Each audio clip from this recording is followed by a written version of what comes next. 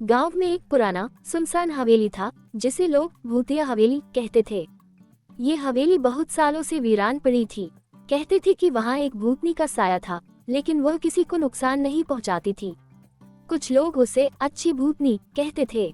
गांव के लोग हवेली के पास जाने से डरते थे। वहाँ रात में अजीब अजीब आवाजें आती थी, कभी किसी के रोने की, कभी हंसने की। लेकिन सबसे अजीब बात यह थी कि जो भी जरूरतमंद इंसान हवेली के पास जाता, उसे वहां से मदद मिल जाती। अगर किसी के घर में अनाज खत्म हो जाता तो सुबह उसके दरवाजे पर एक बोरी गेहूं रखी मिलती। अगर किसी बीमार को दवा की जरूरत होती तो दवा उसके घर के बाहर रखी होती। गांव के लोग इसे किसी अदृश्य शक्ति का करिश्मा मानते थे। गांव में राघव नाम का एक साहसी लड़का था। वह हमेशा सोचता कि यह सब कौन करता है। वह इन रहस्यों से पर्दा उठाना चाहता था। एक दिन उसने फैसला किया कि वह रात में हवेली जाकर पता लगाएगा कि वहां सच में कोई भूतनी है या नहीं। राघव रात को चुपचाप हवेली की ओर बढ़ा। हवेली टूटी फूटी थी, चारों ओर घना अंधेरा था। जैसे ही उसने दरवाजा खोला, एक ठंडी हवा का झोंका आया। अंदर घुसते ही उसे लगा कि कोई उसके पास खड़ा है।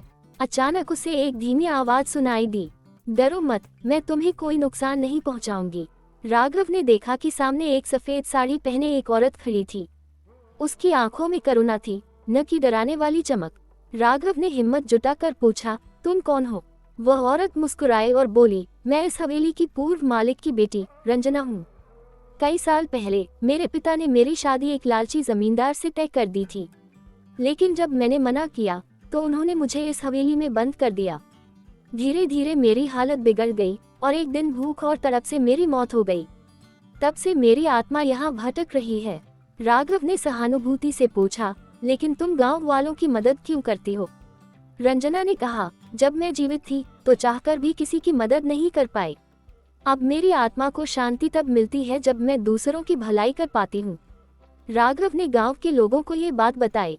पहले तो किसी ने विश्वास नहीं किया, लेकिन जब उन्होंने ये समझा कि वह वास्तव में एक दयालु आत्मा है, तो वे उसे डराने के बजाय सम्मान देने लगे। गांव के पुजारी ने एक विशेष पूजा करवाई और रंजना की आत्मा को शांति दिलाने के लिए प्रार्थना की। पूजा के बाद हवेली से अजीब आवाजें आना बंद हो गईं। गांव वालों को लगा कि रंजना को मोक्ष मिल गया। राघव ने उस हवेली को अनाथ बच्चों के लिए एक आश्रय स्थल बना दिया। अब वहां डरावनी कहानियों के बजाय बच्चों की हंसी गूंजने लगी।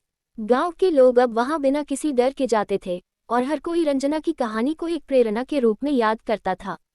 इस तरह अच्छी भूतनी की कहानी गांव में हमेशा के लिए अमर हो गई।